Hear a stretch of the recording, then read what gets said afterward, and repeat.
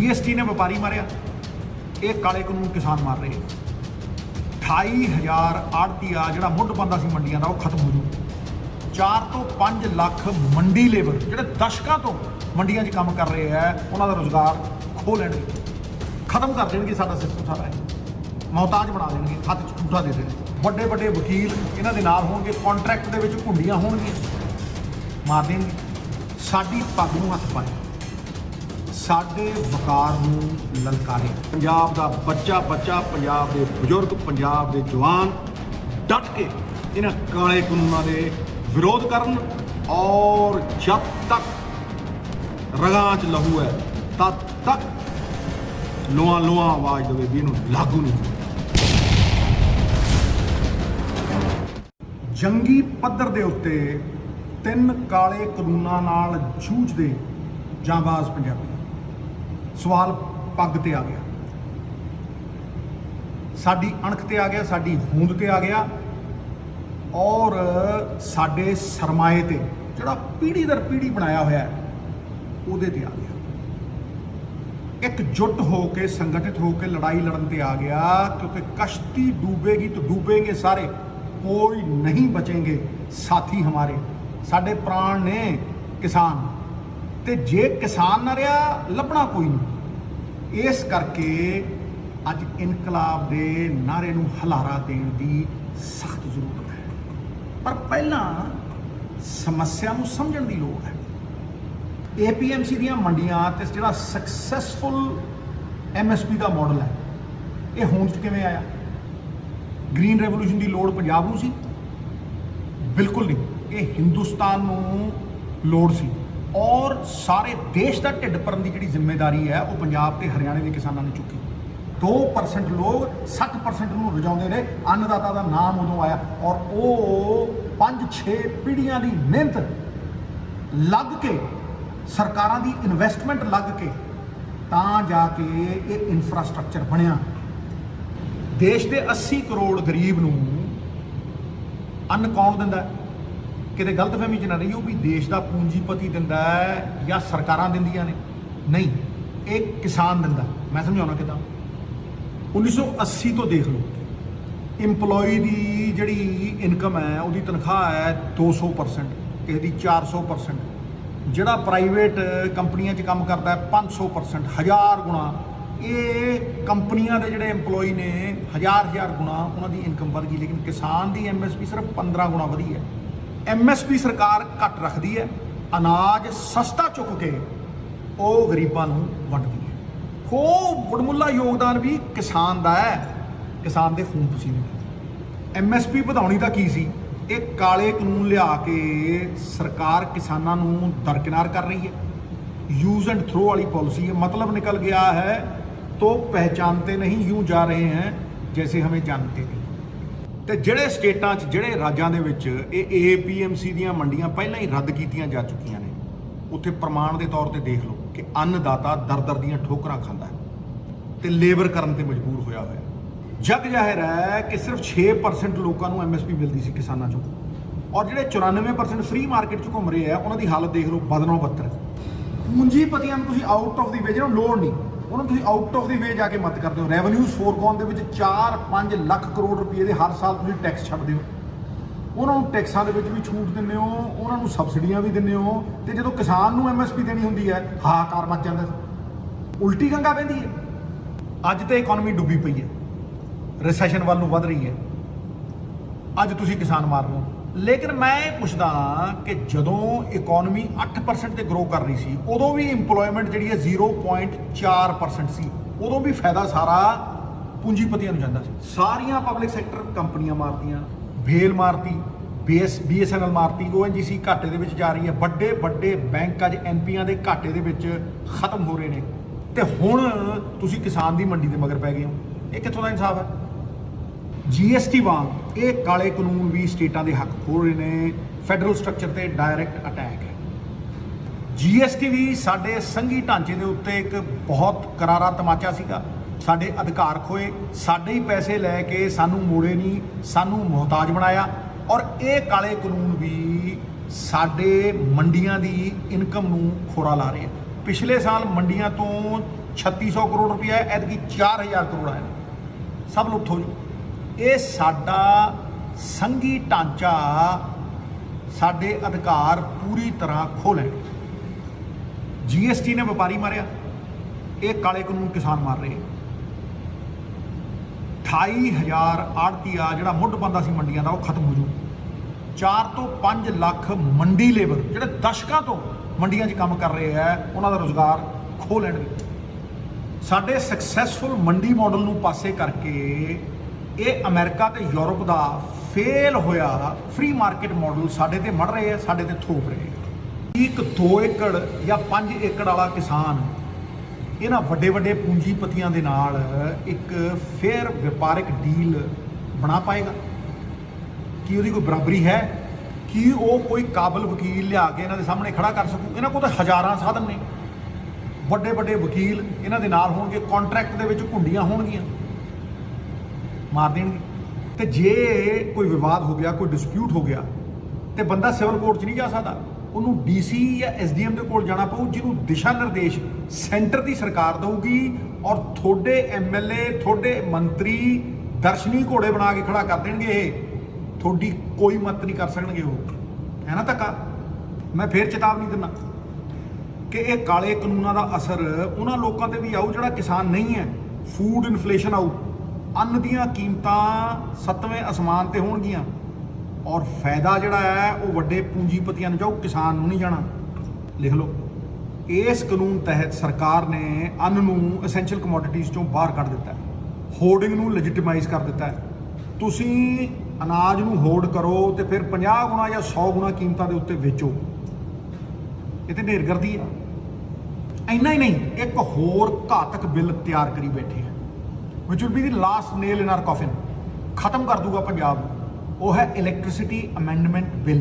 ਉਹਦਾ ਡਰਾਫਟ ਬਣਾਈ ਬੈਠੇ ਆ, ਜਿੱਦਣ ਚਾਹਣਗੇ 2 ਦਿਨਾਂ ਦੇ ਵਿੱਚ ਉਹਨੂੰ ਪਾਸ ਕਰਕੇ ਪਰੇ ਮੰਨਗੇ। ਤੇ ਹੰਗਾਮਾ ਜ਼ਿਆਦਾ ਹੋ ਰਿਹਾ। ਉਹ ਕੀ ਹੈ ਭਾਈ? ਉਹ ਸਾਰਾ ਦਾ ਸਾਰਾ ਕੰਟਰੋਲ ਪੰਜਾਬ ਰਾਜ ਬਿਜਲੀ ਬੋਰਡ ਦਾ ਹੁਣ ਸੈਂਟਰ ਦੇ ਕੋਲ ਡਾਇਰੈਕਟਲੀ ਚਲਾ ਜਾਊਗਾ। ਔਰ ਤੁਹਾਨੂੰ ਮੈਂ ਇਹ ਦੱਸ ਦਿੰਦਾ, ਉਹਦਾ ਅਸਰ ਸਭ ਤੋਂ ਵੱਡਾ ਪੰਜਾਬ ਦੇ ਉੱਤੇ ਇਹ ਆਊਗਾ ਕਿ ਤੁਹਾਡੀਆਂ ਸਬਸਿਡੀਆਂ ਬੰਦ ਕਰ ਦੇਣਗੇ।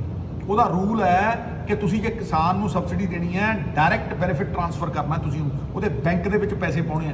ਤੇ ਜਿਹੜੀ ਸਰਕਾਰ ਪਹਿਲਾਂ ਹੀ GST ਨਹੀਂ ਲੈ ਸਕੀ ਔਰ ਅੱਜ ਕਰਜ਼ਾਈ ਹੋਈ ਪਈ ਹੈ, ਉਹ 10,000 ਕਰੋੜ ਰੁਪਈਆ ਕਿਸਾਨਾਂ ਦੇ ਬੈਂਕਾਂ ਦੇ ਵਿੱਚ ਕਿੱਥੋਂ ਪਾਊ? ਖਤਮ ਕਰ ਦੇਣਗੇ ਸਾਡਾ ਸਿਸਟਮ ਸਾਰਾ। ਇਹ ਮੁਹਤਾਜ ਬਣਾ ਦੇਣਗੇ, ਹੱਥ 'ਚ ਠੁੱਠਾ ਦੇ ਦੇਣਗੇ। ਹੁਣ ਇਹਨਾਂ ਘਾਤਕ ਪਰਿਸਥਿਤੀਆਂ ਦੇ ਵਿੱਚ ਆਪਣੀ ਸਭ ਤੋਂ ਵੱਡੀ ਤਾਕਤ ਇਹ ਹੈ ਕਿ ਸਾਰਾ ਪੰਜਾਬ ਇੱਕ ਮੁੱਠ ਇੱਕਜੁੱਟ ਹੋ ਕੇ ਕਿਸਾਨਾਂ ਦੇ ਨਾਲ ਖੜਾ ਹੈ। ਪਰ ਇਹਦਾ ਮਤਲਬ ਇਹ ਵੀ ਨਹੀਂ ਵੀ ਸਾਡੇ ਕੋਲ ਕੋਈ ਵਿਕਲਪ ਹੈ ਵੀ ਅਸੀਂ ਰੌਲਾ ਪਾਈਏ, ਲਾਲਾ ਲਾਲਾ ਕਰੀਏ ਤੇ ਫਿਰ ਘਰ ਨੂੰ ਮੁੜ ਜਾਈਏ। ਮੇਰੀ ਰਾਜਨੀਤੀ ਸ਼ੁਰੂ ਤੋਂ ਲੈ ਕੇ ਅੱਜ ਤੱਕ ਮੁਸ਼ਕਿਲ ਦਾ ਹੱਲ ਦਿੰਦੀ ਹੈ। ਹੱਲ ਪੱਖੀ ਰਾਜਨੀਤੀ ਹੈ ਔਰ ਇਸੇ ਦੀ ਜ਼ਰੂਰਤ ਹੈ। ਜੇ ਕੋਈ ਪਾਰਟੀ ਰਾਸ਼ਟਰਪਤੀ ਕੋਲ ਮਤਾ ਲੈ ਕੇ ਜਾਣਾ ਚਾਹੁੰਦੀ ਹੈ ਵੀ ਇਹਨਾਂ ਬਿੱਲਾਂ ਨੂੰ ਰੱਦ ਕਰੋ, ਜੀ ਸੱਦ ਕੇ ਜਾਓ, ਪੁਰਜ਼ੋਰ ਕੋਸ਼ਿਸ਼ ਕਰੋ, ਸਾਰਾ ਪੰਜਾਬ ਤੁਹਾਡੇ ਨਾਲ ਹੈ। ਪਰ ਇਹ ਗੱਲ ਯਾਦ ਰੱਖੋ ਕਿ ਸਰਕਾਰ ਨੇ ਧੱਕੇ ਨਾਲ ਇਹ 2 ਬਿੱਲ ਪਾਸ ਕਰਾਏ ਨੇ ਔਰ ਆਪਣੇ ਪ੍ਰੈਜ਼ੀਡੈਂਟ ਕੋਲ ਭੇਜੇ ਨੇ। ਇਹ ਮੁਮਕਿਨ ਨਹੀਂ ਕਿ ਪ੍ਰੈਜ਼ੀਡੈਂਟ ਪਾਸ ਨਾ ਕਰੇ, ਮੀਅਰ ਫਾਰਮੈਲਿਟੀ ਹੈ ਮੇਰੇ ਹਿਸਾਬ ਦੇ ਨਾਲ। ਹੁਣ ਜੇ ਆਪਾਂ ਸੁਪਰੀਮ ਕੋਰਟ ਦੇ ਦਰਵਾਜ਼ੇ ਦੇ ਉੱਤੇ ਦਸਤਕ ਦੇਣੀ ਹੈ ਇਸ ਕਿਸਾਨ ਮਾਰੂ ਕਾਨੂੰਨ ਦੇ ਖਿਲਾਫ, ਤੇ ਬਹੁਤ ਵਾਜਬ ਹੈ, ਜ਼ਰੂਰੀ ਵੀ ਹੈ। ਜ਼ੁਲਮ ਦੇ ਖਿਲਾਫ ਆਵਾਜ਼ ਚੁੱਕਣੀ ਅਸਲੀ ਧਰਮ ਹੈ। ਲੇਕਿਨ ਇੰਨਾ ਯਾਦ ਰਹੇ ਕਿ ਸਰਕਾਰੀਆ ਕਮਿਸ਼ਨ ਪਿੱਟਦਾ ਮਰ ਗਿਆ। ਸਰਕਾਰੀਆ ਕਮਿਸ਼ਨ ਸਭ ਤੋਂ ਵੱਡਾ ਰਖਵਾਲਾ ਹੈ ਸਟੇਟਾਂ ਦੀਆਂ ਤਾਕਤਾਂ ਦਾ, ਫੈਡਰਲ ਸਟਰਕਚਰ ਦਾ। ਉਹ ਪਿੱਟਦਾ ਮਰ ਗਿਆ ਕਿ ਭਾਈ ਐਂਟਰੀ 3334 ਕੌਨਕਰੈਂਟ ਲਿਸਟ, ਜਿਹੜੀ ਸਾਂਝੀ ਲਿਸਟ ਹੈ ਸਟੇਟ ਤੇ ਸੈਂਟਰ ਦੀ, ਉਹ ਪਾਵਰ ਦਿੰਦੀ ਹੈ ਸੈਂਟਰ ਨੂੰ ਐਗਰੀਕਲਚਰ ਦੇ ਉੱਤੇ ਕੋਈ ਲਾਅ ਬਣਾਉਣ ਦੀ। ਔਰ ਇਹ ਬੜਾ ਘਾਤਕ ਹੈ। ਇੰਨਾ ਹੀ ਨਹੀਂ, it's not as bad as it looks, it is worse, ਕਿਉਂਕਿ article 249 of the constitution empowers them and gives them overriding power। Overriding power ਦਿੰਦਾ ਹੈ ਕਿ ਸਟੇਟ ਦੀ ਕਿਸੇ ਵੀ ਲਿਸਟ ਦੇ ਉੱਤੇ ਉਹ ਲਾਅ ਬਣਾ ਸਕਦੇ ਆ। ਇਹਦੀਆਂ ਸ਼ਿਕਾਇਤਾਂ ਨੇ, ਤੁਸੀਂ ਦੇਖੋ ਤਾਮਿਲਨਾਡੂ ਔਰ ਵੈਸਟ ਬੰਗਾਲ ਵਰਗੇ ਉੱਗੇ ਜਿਹੜੇ ਸਟੇਟ ਨੇ, ਉਹਨਾਂ ਨੇ ਸਰਕਾਰੀਆ ਕਮਿਸ਼ਨ ਨੂੰ ਲਿਖ ਕੇ ਦਿੱਤਾ ਹੈ ਕਿ ਇਹ ਐਂਟੀ ਸਟੇਟ ਹੈ। ਇਹ ਇੰਨੀਆਂ ਐਬਸੋਲੂਟ ਪਾਵਰਸ ਨੇ ਕਿ ਸਟੇਟ ਦੀ ਹਰ ਤਾਕਤ ਦਾ ਹਨਨ ਕਰਦੀਆਂ ਨੇ। ਔਰ ਐਸਾ ਆਰਟੀਕਲ 249 ਫੈਡਰਲ ਸਟਰਕਚਰ ਵਾਲੇ ਕਿਸੇ ਮੁਲਕ ਦੇ ਵਿੱਚ ਐਂਟੀ ਸਟੇਟ ਕਾਨੂੰਨ ਹੈ ਨਹੀਂ। ਹੁਣ ਤੁਸੀਂ ਮੈਨੂੰ ਦੱਸੋ, ਇਹਨਾਂ ਹਾਲਾਤਾਂ ਦੇ ਵਿੱਚ ਕੀ ਸੁਪਰੀਮ ਕੋਰਟ ਆਰਟੀਕਲ 249 ਨੂੰ ਇਗਨੋਰ ਕਰ ਦੂ ਔਰ ਪੰਜਾਬ ਦਾ ਪੱਖ ਪੂਰੂ? ਸੰਭਵ ਤੇ ਹੈ, ਪਰ ਸੰਭਾਵਨਾ ਬਹੁਤ ਘੱਟ ਹੈ।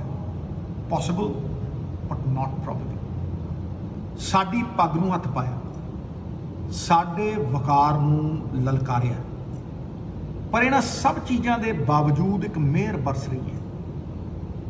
ਉਹ ਇਹ ਹੈ ਕਿ 3 ਕਰੋੜ ਪੰਜਾਬੀ, ਸਾਰੀਆਂ ਪੋਲੀਟੀਕਲ ਪਾਰਟੀਆਂ ਔਰ ਸਾਰੀਆਂ ਕਿਸਾਨ ਯੂਨੀਅਨਾਂ ਇੱਕ ਮੁੱਠ ਨੇ, ਇੱਕਜੁੱਟ ਨੇ, ਆਤੁਰ ਨੇ ਕਿ ਪੰਜਾਬ ਦੇ ਕਿਸਾਨ, ਪੰਜਾਬ ਦੀ ਅਣਖ, ਪੰਜਾਬ ਦੀ ਪਛਾਣ ਨੂੰ ਕਿੱਦਾਂ ਬਚਾਇਆ ਜਾਵੇ। ਇਹ ਸਮੇਂ ਦੀ ਮੰਗ ਹੈ, ਹਰ ਪੰਜਾਬੀ ਦੀ ਆਵਾਜ਼ ਹੈ ਕਿ ਇੱਕ ਕਾਮਨ ਮਿਨੀਮਮ ਪ੍ਰੋਗਰਾਮ ਉਲੀਕਿਆ ਜਾਵੇ ਔਰ ਯੋਜਨਾਬੱਧ ਤਰੀਕੇ ਦੇ ਨਾਲ ਉਲੀਕਿਆ ਜਾਵੇ। ਸਹੀ ਸਮੇਂ ਦੇ ਉੱਤੇ ਆਰੰਭ ਕੀਤੀਆਂ ਹੋਈਆਂ ਨੀਤੀਆਂ ਫਲਦਾਈ ਸਿੱਧ ਹੁੰਦੀਆਂ ਨੇ। ਸਾਡੇ ਕੋਲ ਸਰਮਾਇਆ ਹੈ ਬਾਬੇ ਨਾਨਕ ਦਾ, ਔਰ ਬਾਬਾ ਜੀ ਕਹਿੰਦੇ ਆ ਆਪਣ ਹੱਥੀ ਆਪਣਾ ਆਪੇ ਹੀ ਕਾਜ ਸੰਵਾਰੀਏ। ਅਸੀਂ ਤਿਆਰ ਰਹੀਏ, ਅਸੀਂ ਹਰ ਆਪਦਾ ਲਈ ਤਿਆਰ ਰਹੀਏ। ਸੰਗਠਿਤ ਹੋਈ ਸ਼ਕਤੀ ਜਿੱਤ ਦਾ ਕਾਰਨ ਬਣਦੀ ਹੈ, ਵਿਭਾਜਿਤ ਹੋਈ ਸ਼ਕਤੀ ਪਤਨ ਦਾ ਕਾਰਨ ਬਣਦੀ ਹੈ। ਸੰਘਰਸ਼ ਪੰਜਾਬੀਆਂ ਦਾ ਗਹਿਣਾ ਹੈ। ਕਿਸਾਨਾਂ ਦੀਆਂ ਮੰਡੀਆਂ, MSP, ਕਿਸਾਨਾਂ ਦੇ ਹੱਕਾਂ ਦੇ ਲਈ ਜਿਹੜਾ ਅੰਦੋਲਨ ਹੈ ਉਹਨੂੰ ਬਰਕਰਾਰ ਰੱਖੀਏ, ਜਾਰੀ ਰੱਖੀਏ, ਉਹਨੂੰ ਹੋਰ ਵਧੇਰੇ ਵਧਾਈਏ। ਲੇਕਿਨ ਕਿਸਾਨਾਂ ਦੀਆਂ ਮੌਜੂਦਾ ਔਰ ਆਉਣ ਵਾਲੀਆਂ ਜਿਹੜੀਆਂ ਮੁਸੀਬਤਾਂ ਦੇ ਉੱਤੇ ਚਿੰਤਨ ਕਰਨ ਲਈ, ਉਹਨਾਂ ਦੇ ਹੱਲ ਕੱਢਣ ਦੇ ਲਈ ਇਸ ਕਾਮਨ ਮਿਨੀਮਮ ਪ੍ਰੋਗਰਾਮ ਦੇ ਵਿੱਚ ਆਪਣਾ ਆਪਣਾ ਯੋਗਦਾਨ ਪਾਈਏ। ਕੋਈ ਤਾਕਤ ਜੋ ਹੋਵੇ, ਕੋਈ ਤਾਕਤ ਦੇ ਵਿੱਚ ਆਵੇ, ਪੁਰਜ਼ੋਰ ਪ੍ਰਯਾਸ ਦੇ ਨਾਲ ਇਹ ਕਾਮਨ ਮਿਨੀਮਮ ਪ੍ਰੋਗਰਾਮ ਸਿਰੇ ਚਾੜਿਆ ਜਾਵੇ।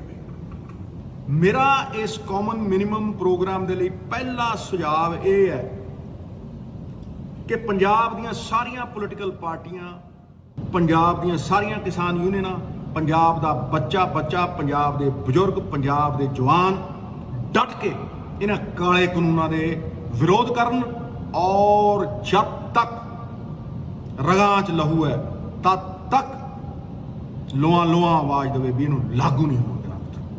ਮੇਰਾ ਦੂਸਰਾ ਸੁਝਾਅ ਇਹ ਹੈ, ਪਿਆਰੇ ਪੰਜਾਬੀਓ, ਪੰਜਾਬ ਸੈਂਕੜੇ ਕਰੋੜਾਂ ਦੀਆਂ ਦਾਲਾਂ, ਆਟਾ ਦਾਲ ਸਕੀਮ ਵਾਸਤੇ ਬਾਹਰੋਂ ਇੰਪੋਰਟ ਕਰਦਾ। ਤੁਸੀਂ ਕਿਸੇ ਯੂਨੀਵਰਸਿਟੀ ਨੂੰ ਦੇਖ ਲਓ, Punjab university, Punjab agriculture university, Punjabi university, ਫਾਈਲਾਂ ਹੀ ਪਈਆਂ, ਰਿਪੋਰਟਾਂ ਬਣ ਕੇ।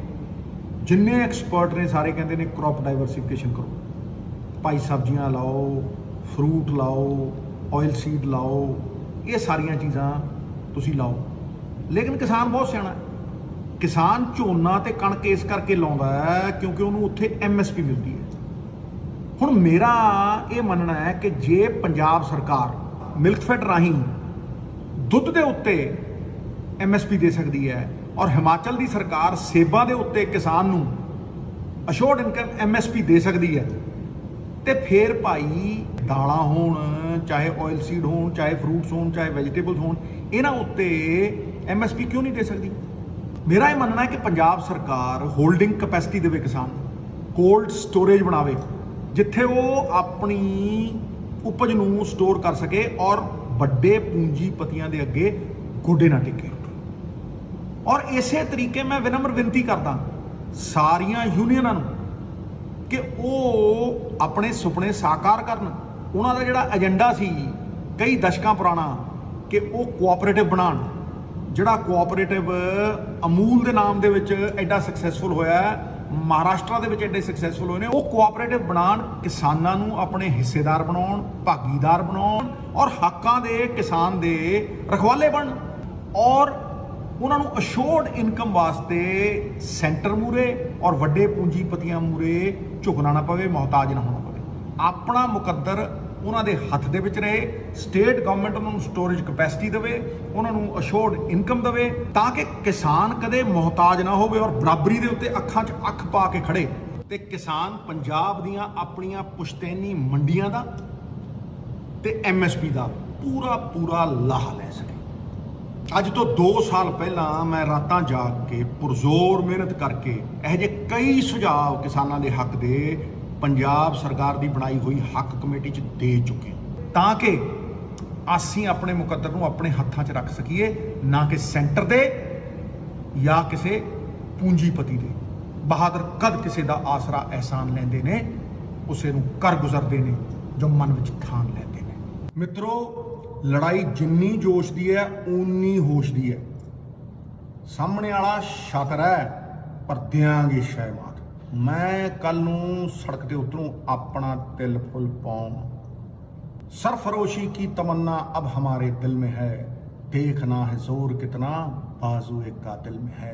वक्त आने पे बता देंगे तुझे ऐ आसमां, हम अभी से क्या बताएं क्या हमारे